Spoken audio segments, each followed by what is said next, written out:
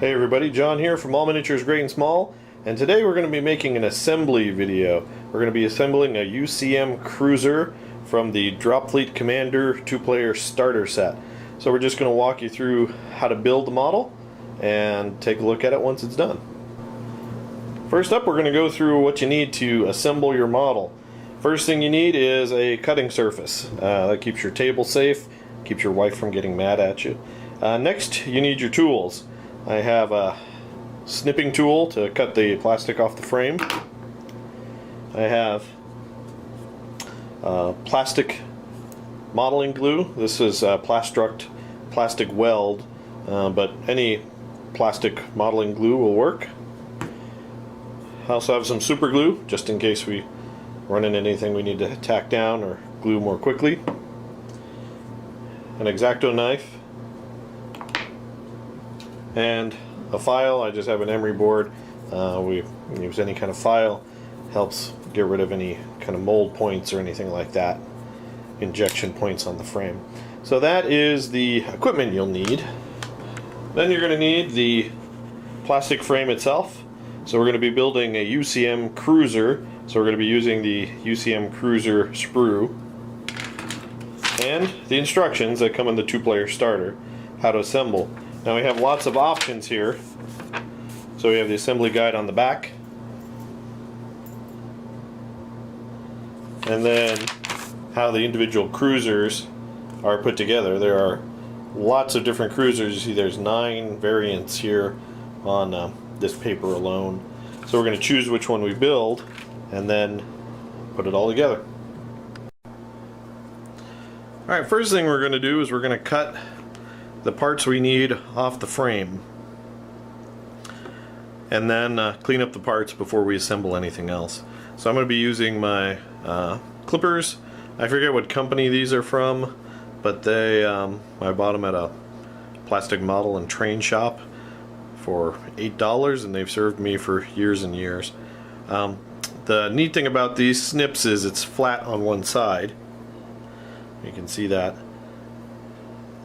So that when you cut, you get a somewhat smooth cut off the frame, unlike if you were to use scissors or something. So you can see I always have the flat side of that blade against the part that I'm cutting off the sprue. And you just clip it like that. And then you go all the way around, clipping everything as you need it. Now sometimes these, the connection point to the piece and the frame is in an awkward location, so it might be a little bit hard to get your snips in there, and in that case you would have to fall back to your X-Acto knife. And in that case it's always good to brace what you're cutting and cut down like so. So we're going to go ahead and cut out these parts and be right back. Alright, first thing we're going to do is we're going to decide what ship we want to build from our 9 choices here. Now, I have a basic understanding of the rules, but I haven't played the game yet. I have no idea what's going to be competitive or what's going to be terrible. So right now I'm just using the rule of cool. And one of the things I really like and really appeals to me is carriers, space carriers, like Battlestar Galactica and all that good stuff. So I'm going to build the carrier as my first ship off the sprue. Now I believe the carrier is, let's see, this one, the Seattle Fleet Carrier. So we're going to be building this one. And it tells us we're assembling the B hull and 2 guns. On the back side here, it shows you what that B option is. Basically, I think it's adding hangars to the base model. Alright, so we know what we're going to do. We're going to shoot for a Seattle class fleet carrier, and we'll go to cutting the parts out. Okay, so I've cut out all the parts we're going to need for the Seattle class fleet carrier. So we have those all here. We just cut them off the frame. We've got 2 parts of the main hull, kind of a cover for the top of the ship, and then 2 parts to build each wing. The wing are the hangar bays for the carrier. Then we have 2 turrets, like battleship turrets, and various antennas that get glued onto the ship in different ways. So one of the cool things I noticed about this is Hawk Wargames' attention to detail. The bottom of these ships is just as detailed as the top of the ships, and even the interior of the ship. So for example, for the fleet carrier, let's see if we can get in here. We actually have tiny little fighters and bombers in there. So they're all lined up right in here. That could be painted, and then this piece is going to slot over like that, and you can almost still see them, especially if you paint them a contrasting color sitting in there. But that's some really cool attention to detail. Again, kind of like Battlestar Galactica and the landing pods there. Very cool. So all the parts are cut, but we still need to trim them. You can see there's a lot of, even with the snips, there's still a lot of edging that we're going to have to go in and just trim those off with a knife. Alright, so here we have step 1. We've cleaned up the 2 halves of the hull and the first of the antenna pieces. Just looking over and dry fitting this, I think it's going to be easiest to put the antenna into the hull before we glue the halves. So we're going to be gluing the halves like this, and then this antenna sits inside this hole, and it's going to be kind of fiddly to kind of shove it in there and get it down the way we want. So we will glue it in before we glue the 2 halves together. Now with this plastic glue, it's important for a couple things. One, you don't use a lot of it. You don't flood the area because it can run and melt the plastic, and you can leave fingerprints or worse. But it is helpful if you at least get some of it on there and a little bit on both halves. And what that does is it starts melting the glue right away, and makes fitting the piece a little bit easier. Oops, and I have that upside down. There's a little guide peg.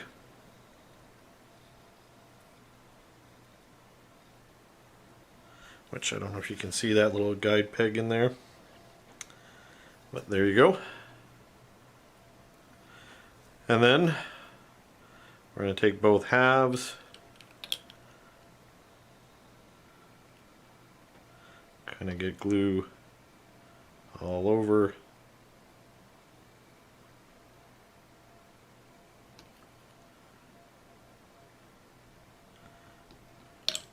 And shove these halves together.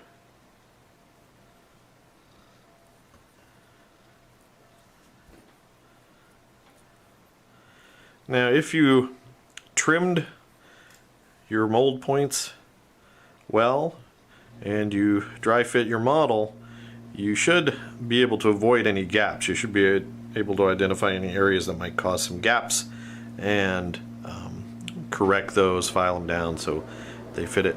This glue is really neat because not only do I glue the 2 halves together and it starts melting right away, but I can go in here if I want to reinforce it and basically just brush in, and through the capillary action it's going to take it into the grooves.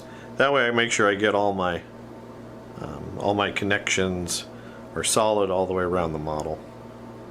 And again, you don't want to use too much because you flood the model, it melts the plastic, and you will get fingerprints and bad times will happen. So there you go. And you notice there's this kind of sightly seam across the top of the ship, but they've cleverly designed it with this top piece, which is going to go like that, or maybe the other way. I'm not sure which way it goes yet, to cover that up. But we're not to that step yet. So there you go, that is step one. I think all of the UCM cruisers have this basic step regardless of what you're building, a heavy cruiser, carrier, light cruiser, what have you. Alright, there you go. Let that dry for a minute, then we'll go on to step two. Alright, so step two is adding all the fins, various antennas and whatnot to the ship. Here's step two. So we've got 5 of these little antenna fin doodads to glue to the ship. I've already cut them out and trimmed them and kind of put them around the model in the approximate place. You always want to kind of dry fit these, make sure they go where you want before you do the glue. I don't know if you guys can see that. That's going to go there. And then, just like before, we get our glue, put a little bit on both sides. Alright, and then with the glue on, we're just gonna slot that in there, just like that. And here you go. Step two is now complete. We've got all the little antennas glued on. We're going to go ahead and let them dry and then move on to step three.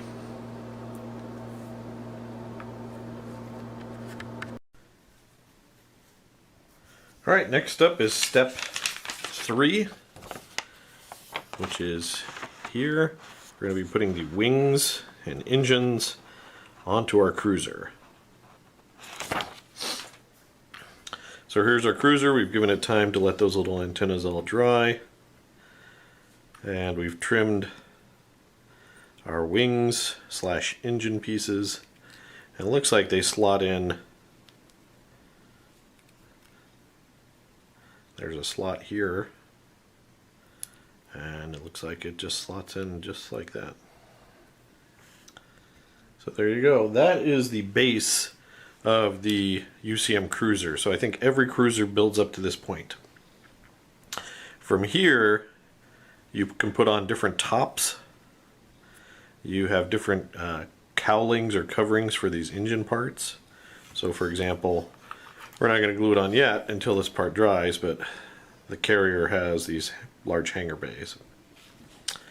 And then depending on what ship, you might have some stuff down here, turrets. Like this carrier is going to have turrets down here. So we'll glue those on when we get to that point. So there you go. We're going to let this dry and then we'll come back and take the next step.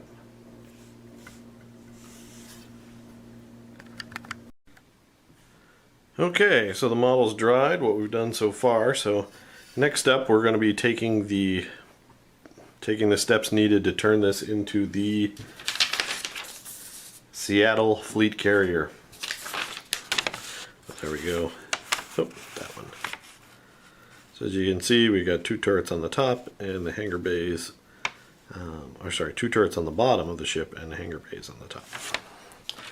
So these are the hangar bay pieces. They will fit in here. It looks like you have to kind of wedge them in. Let's see if I can get this on camera.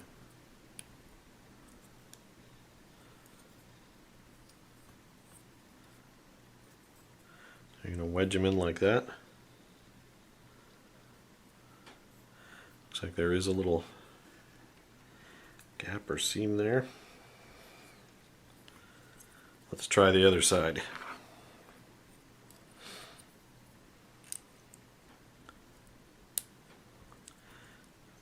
Wedge that in there, squeeze it down. We do have just a tiny little gap there, but nothing too bad. You can kind of see, all those little fighters and bombers stacked in that landing bay, which is very cool. Alright, so once those are in place, the last thing is the top. And this is kind of a neat design because basically it covers any seam you might have here. And you can see it's designed to fit right in. And you can see there's some flex there if you're not too careful.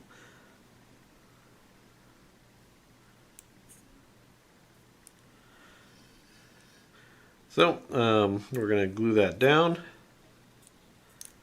and see if we can get it to stay in place. Alright, so we've let this top piece dry for a little bit, so now we're going to add the turrets. So this particular carrier has 2 turrets on the bottom. Now I suppose you could come in here and magnetize these turrets if you want, but I'm not going to worry about that. I'm a sucker for turrets that look like a naval ship. Any of you guys remember Star Blazers, or as it's known in Japan, Space Battleship Yamato? One of my favorite anime.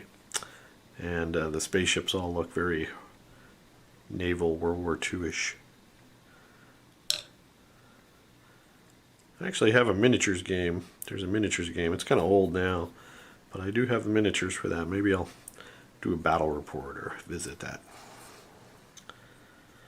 So there we go. Got the turrets in place. That builds our Seattle class carrier, fleet carrier. Next up, we're going to build the base while this is drying. Okay, so for the base, we need one of these. We're going to need one of these.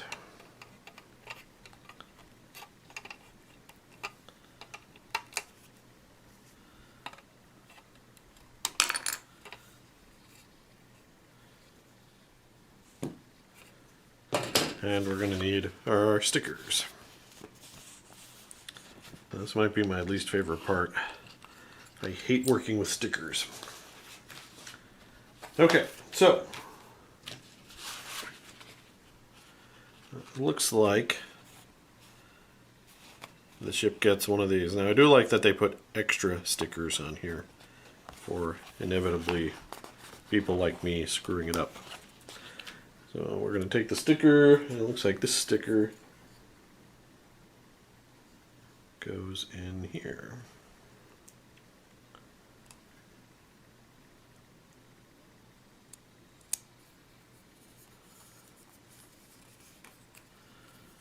Okay. Then this part goes there. So I suppose that tells us so I believe the colors here tell us if they have any spikes. And this section here tells us if we're in atmosphere or in outer space or something like that. Okay, so we've got the base so far. Now obviously this part we're not going to glue, but we assembled our Seattle class carrier and just compare it size wise to other ships from other miniatures games. So there you have Dropfleet Commander. This ship is Firestorm Armada. There we go. It's probably an older sculpt. I bought these when I think the game first came out. I think they've redesigned these, but gives you an idea. We can see very similar in size. We also have Battlefleet Gothic. And again, pretty similar in size. So could the Empire show up to help fight the Scourge? Maybe. And this is a Victory class Star Destroyer from Star Wars Armada. which you can see is a lot bigger. So there you have it, guys. That's a little size comparison for the Dropfleet Commander, Battlefleet Gothic, Firestorm Armada, Star Wars Armada. But there you go. That is assembling a Seattle class fleet carrier for the UCM faction from the Dropfleet Commander 2-player starter set. So I hope you enjoyed this construction video. If you did, please go ahead and leave us a comment, give us a thumbs up, subscribe to the channel. Let us know what you think about the game, constructing these ships down below in the comments. Thanks, and keep on wargaming.